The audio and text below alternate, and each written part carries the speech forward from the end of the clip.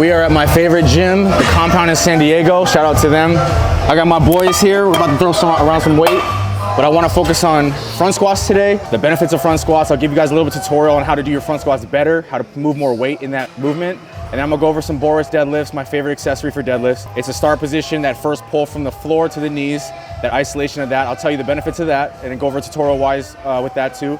Then we'll go into some heavy sled pushes, some old school training, get the posterior chain, the glutes, hamstrings all fired up. All things that will translate better into you being a stronger power lifter or a lifter in general. So let's get this money. All right, so the benefits of front squats. How I program these is for core engagement and hip hinging. Knowing how to hip hinge properly, how to core engage, and that will translate to your back squat. So when you're coming in, what you want to think about is creating a shelf with your shoulders.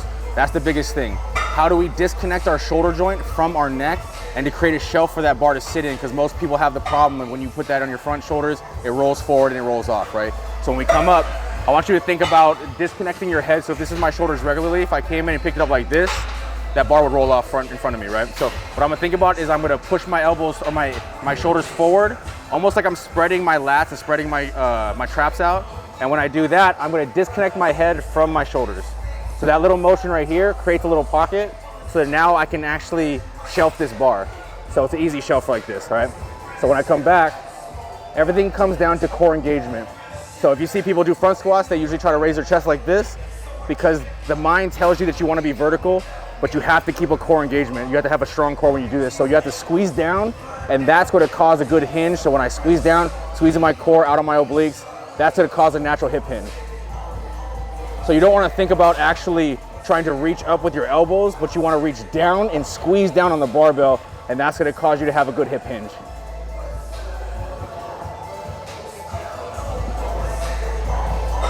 Easy money. Influencers in the wild. Who needs a dominatrix when you got I don't remember not looking at myself. And it's hard. They tell you not to like squat like that because when you don't have it, it makes everything so much harder. How do I keep ending up here with you, Chris? I'll never know. You're gonna be one strong motherfucker.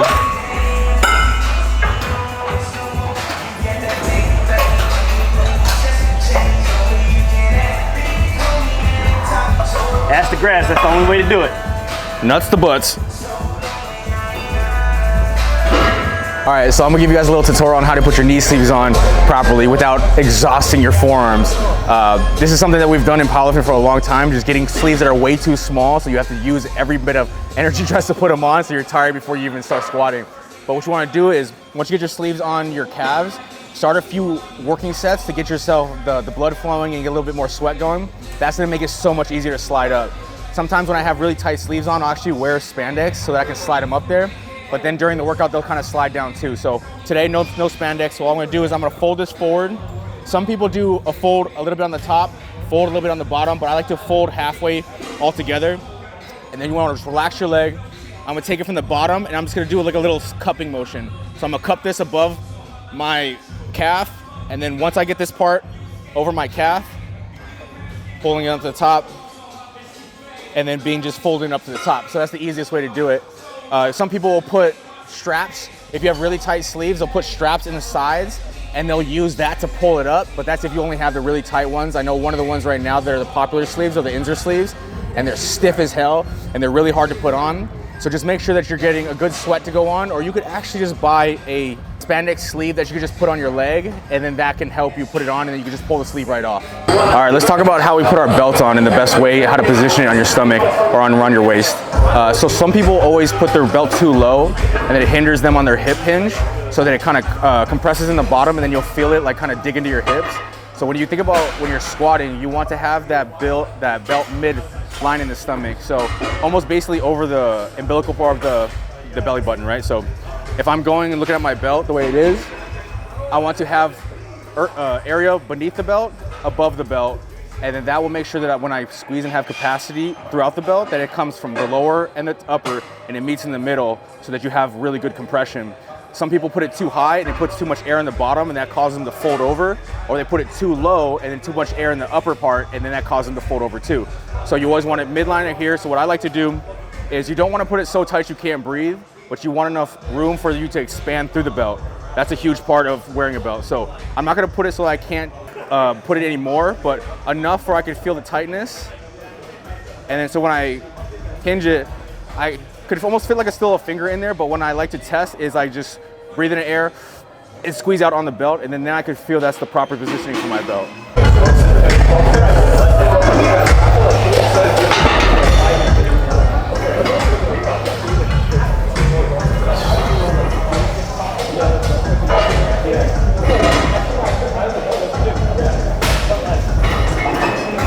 Ooh, I farted on that one. I tooted. It said, if you ain't farting, you ain't trying.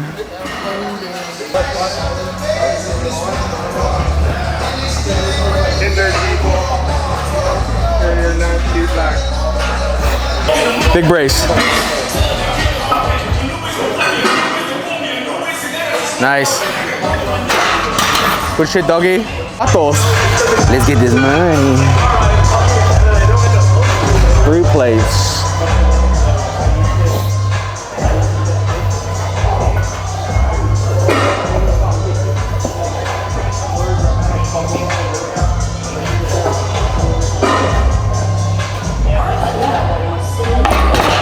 Easy money.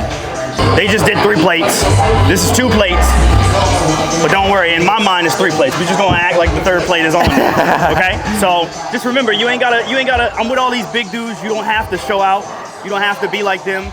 They're freaks of nature. Some people are born normal. Okay? Some people ain't got it like that. I'm one of them people. There you go.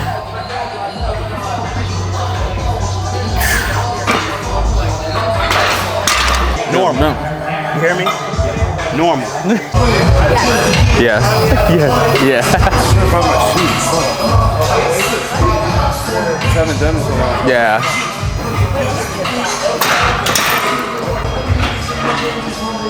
Let's go. Come on, Bob.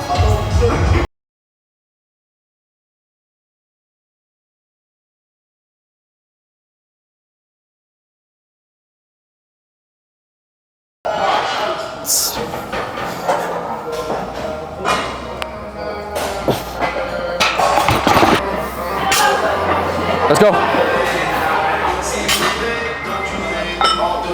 Nice. Good shit, doggy. Dude, that was fucking good. That's that competition I've been waiting for right there. That's good shit. Right now in the video, you gotta do a cutback to when you tore your hamstring. I know. And do that like black and white filter over the top of it. That'd be tight. Put some sad music. I know. Familiar faces. All right, let's go.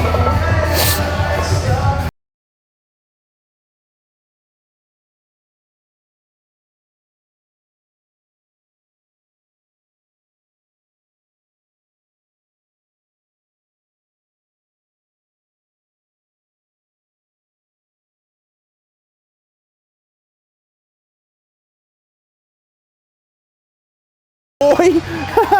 That's the first time I hit that shit since I've torn my hammy. All right, so we just worked up to a top single. It's more ascending into like a top set. Now we're gonna do some back down negatives. So at any point in time, if you feel like your technique is off or you feel like your bar path is inconsistent, all you have to do is slow down that motion. So what we're gonna do is we're gonna go from top of the front squat to the hole, 5 to 6 seconds worth, right? So we're gonna count in our head, 5, 4, obviously down into the hole. Your body will shift to where it's most powerful at. Your body will not put yourself in a position of not stabilization. So it will go to a position that's more stable for you. So when you see that or you feel that, study that form, study the videos, and then try to recreate that while you're actually doing your sets. So that's how you actually do technique analysis, is making sure that you can see the exact bar path where you're supposed to be so that you can recreate that later on. And then 500 repetitions for muscle memory, 10,000 reps for mastering that art, all right? So the biggest thing with this one is having really great core engagement. It's gonna feel like you're out of your breath, but being able to hold that breath and that capacity of your core is everything. So squeezing down, squeezing the quads as you come down, you see how his bar path is straight up and down? This is what we're trying to achieve. Great bar position and efficient bar path. Good, Ant. Really squeeze, squeeze, squeeze, drive up fast. Good, one more. Big squeeze. Good. So you can see that when you start slowing down the movement, you're much more balanced in your feet. You don't want any shifting from the heels to the balls of your feet. Everything has to be baseline in the midline of the foot. The second that we slow down that motion, we're actually more balanced. The second that we come down fast, that's when our body starts reacting in ways by kicking our hips back, chest is dropping, bars rolling forward. This is how you fix those problems. I hope it helps.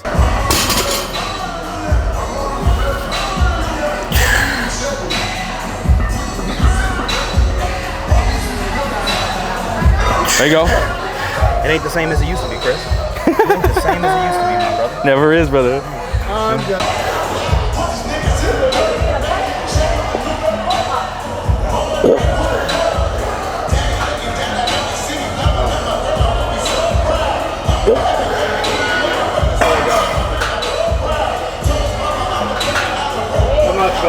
Oh, easy money. All right, let's talk Boris deadlifts. Who would benefit from Boris deadlifts? People who are having inconsistent bar paths, people who aren't able to gauge their quads in the bottom part, so when they're pushing off the floor, they're not able to gauge.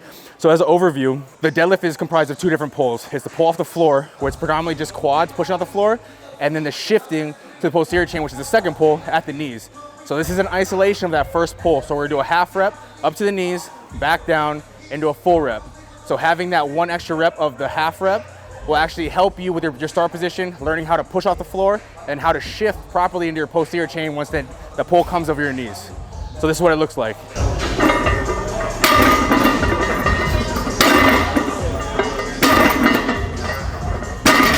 So this exercise is used for you to solidify your form with your deadlifts, but solidify the bar path, that's everything.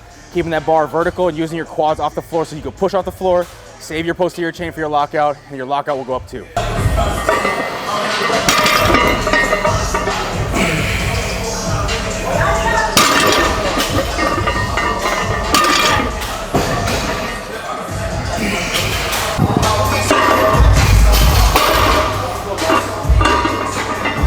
Yeah, buddy. Way to show me up, big guy. Big dog. All right, these are one of my favorite compound accessories. Is heavy sled pushes. This I feel like is one of the underutilized accessories that people like to use in terms of strength building. So if we looked at this whole session as a whole, we did front squats, we did Boris deadlifts, and we're literally finishing with heavy sled pushes. If you look at other people's training, they're trying to add in all these accessories, do all this work, and it's kind of like spinning your wheels. When you're looking at strength training, you want bigger compound movements with more weight, and that causes more strength. So this is going on a day that we're doing pulls and quad engagement. The heavy sled pushes will engage the quads, it will engage the hamstrings and the glutes in a way that they all compromise together and work together. So that's why I love doing them, because these will correlate really to your deadlifts and your back squats. Not so much your front squats because it's not as quad driven, but this will help a lot with your posterior chains, which is why we do it on our pull days.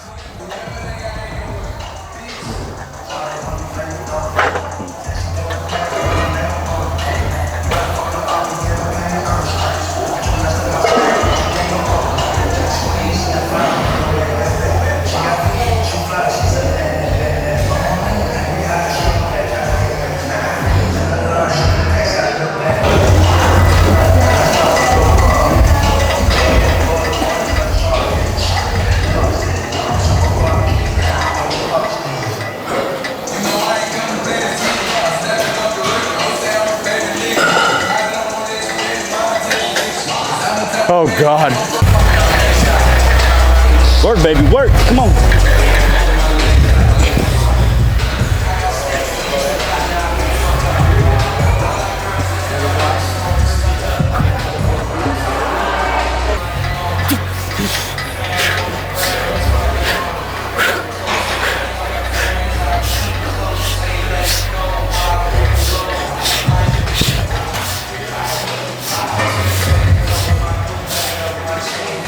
How'd that feel? You ain't lying. Look, I don't wanna talk. How you try and press the kid and really you was soft. All you know is capping, homie, you don't know the law. Pedal to the metal, you ain't catching me in park. I just hit the stop. I don't wanna speak. Talking all that good, so I just hit you with the plays. Running up the score like Tyreek, I'm going deep. Watch me how I'm saucing, I be spreading it with ease. You gon' see the piece. You gon' see the. All right, we just concluded the workout. Not that many lifts, but it's all about the quality of the lifts that we were doing. So we did 3 compounds today, no accessories really.